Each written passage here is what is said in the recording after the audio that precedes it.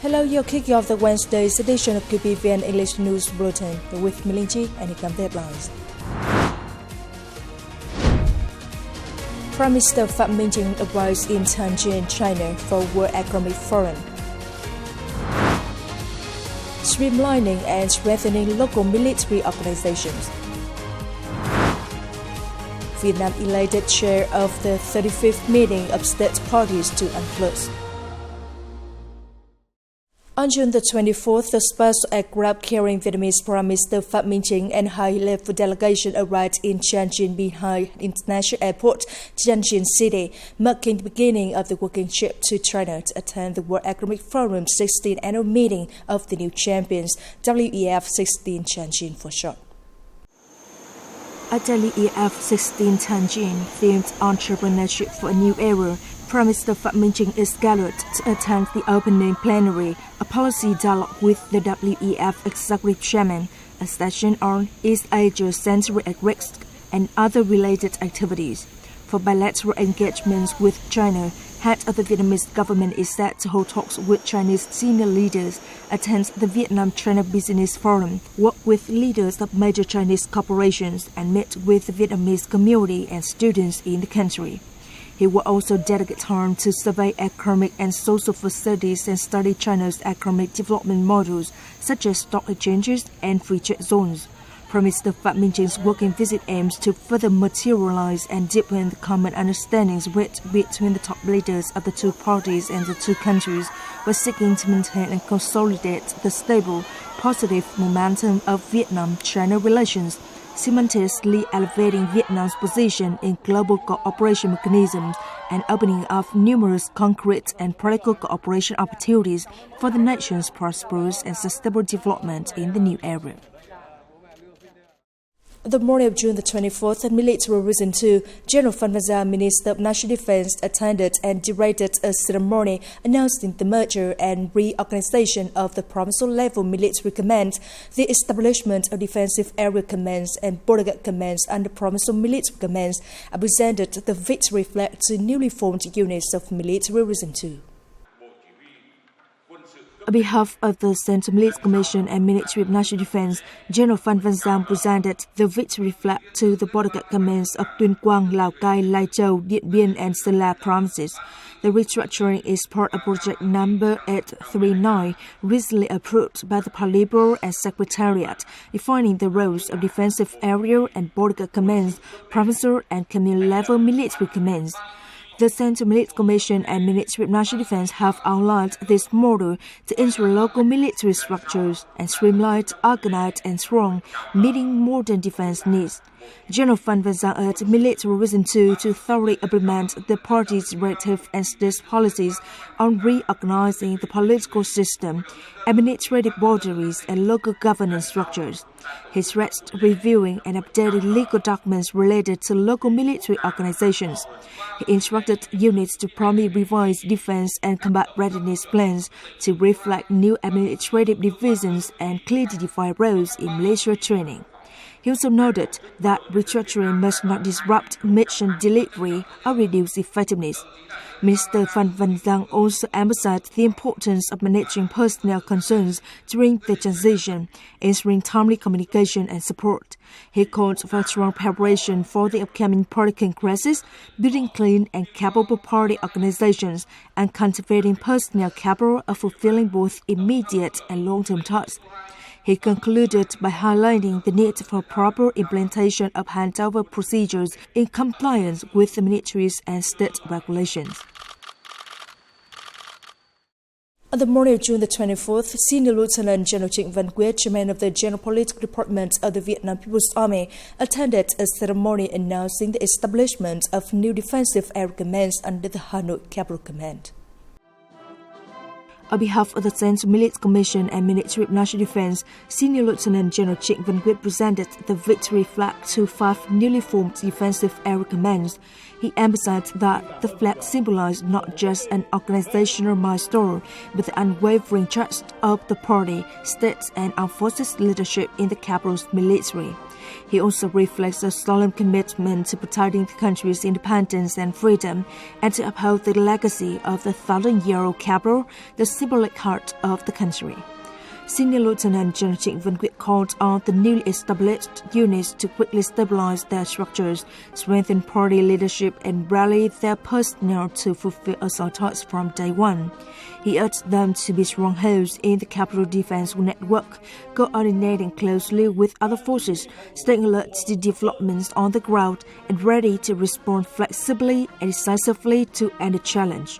He also stressed the importance of building core forces for local defense, fostering public trust, and promoting a strong people's defense posture. Each unit should represent the values of UNCLOS soldiers and contribute to a healthy, disciplined, and culturally enriched military environment. Officers should be both professionally capable and well acquainted with local realities, helping reinforce unity between the military and civilians. Over the past months, the Hanoi Capital Command's Product Committee has actively advised high authorities on the restructuring process, defining the roles of the new defensive area commands following the dissolution of district-level military units. It has also addressed personnel matters in line with Government Decrees 177 and 178, ensuring fair and timely implementation of staffing policies. Also on the morning of June the 24th, military with 9 held a ceremony to announce the decision to merge and restructure the Promso-level military commands and to establish the Border Command and the Defensive Area Commands. General Nguyễn Tân Cương, Chief of the General Staff of the Vietnam People's Army and Deputy Defense Minister, attended and directed the ceremony. Speaking at the ceremony, General Nguyễn Tân Cương urged the armed forces of Military Region 9 to promptly stabilize their organizational structure, assign clear responsibilities, and ensure units operate effectively under their new functions. He emphasized strict compliance in the handover and restructuring process, covering personnel, equipment, assets, and defense land.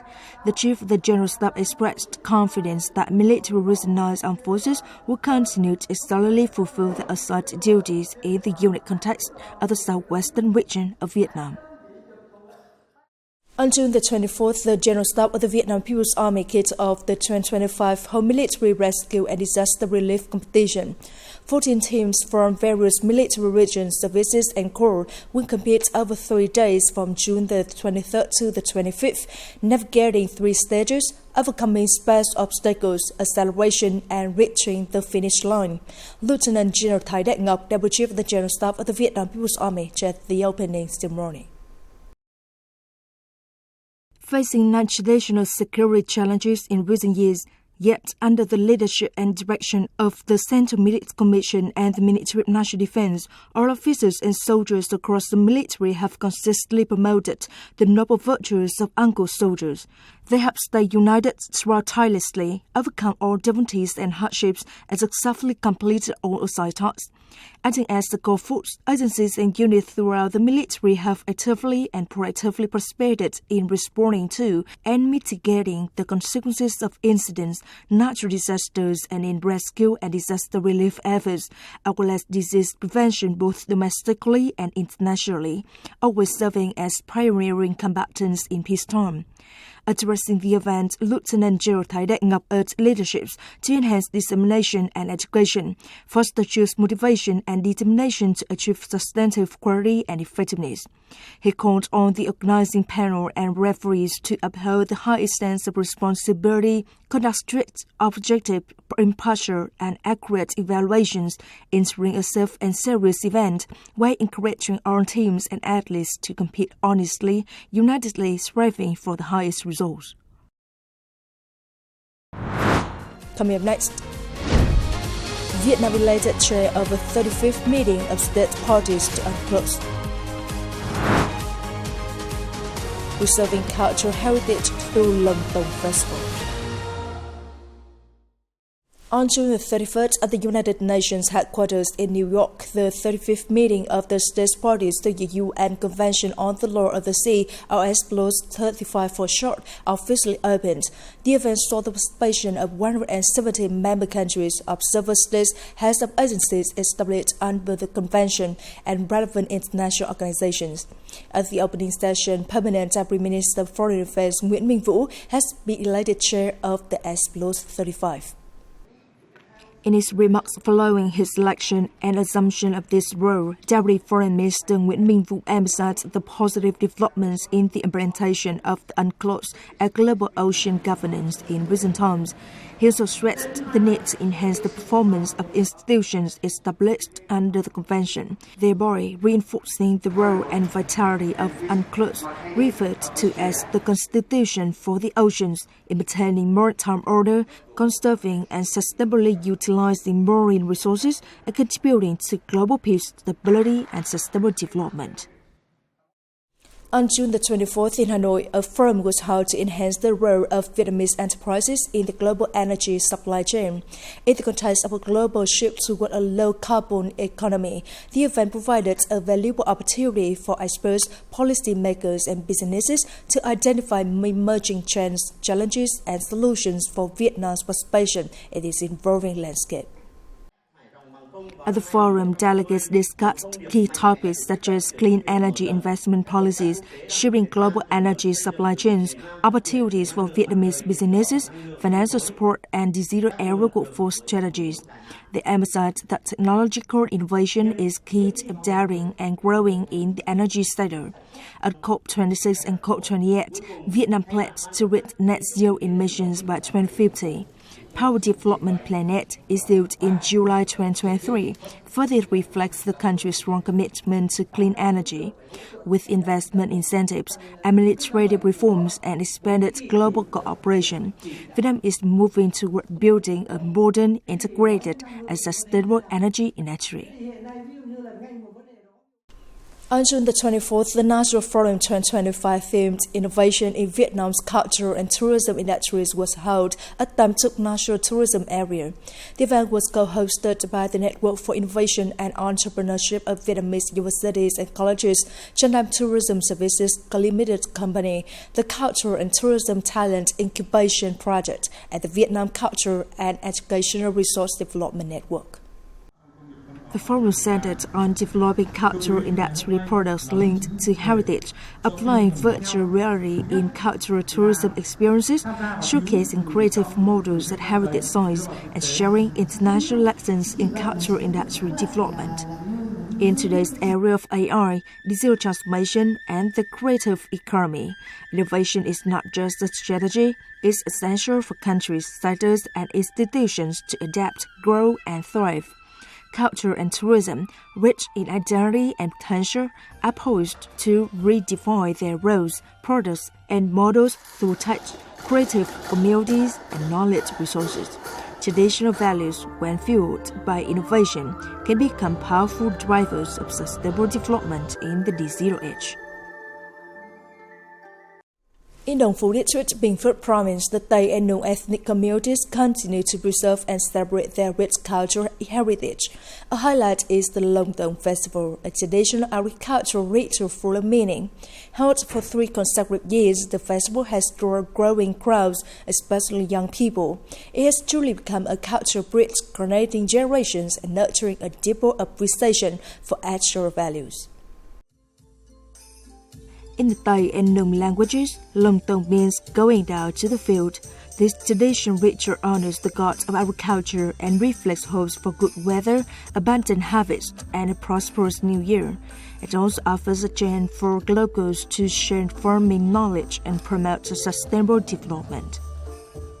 The festival's exciting activities drew many young participants, bringing joy to the community and offering a chance to explore the unique cultural features of various ethnic groups. More importantly, it helped pass down the responsibility of preserving cultural heritage to future generations.